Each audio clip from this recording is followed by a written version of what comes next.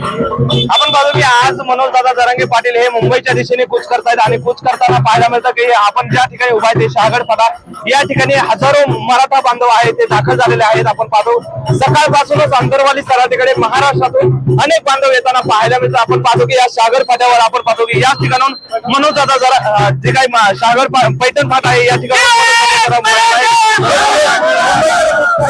मोठ्या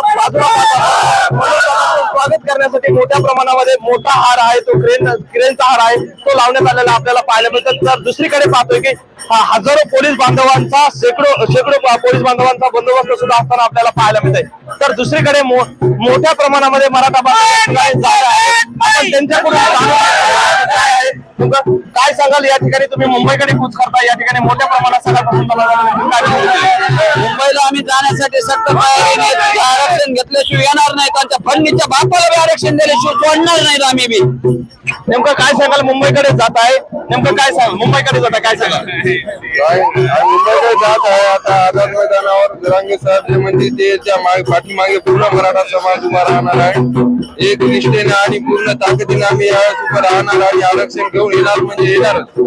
काय सांगाल नेमकं मुंबईकडे किती दिवसासाठी जात आहे कसं मुंबईला आता जवळ आरक्षण भेटत नाही तोपर्यंत मुंबईलाच आम्ही आमचं सगळं तिकडे मुंबईला जातो जे काय असेल तोपर्यंत मनोज जरांगे पाटलाची मागण्या पूर्ण होत नाही तोपर्यंत मुंबई कोणाची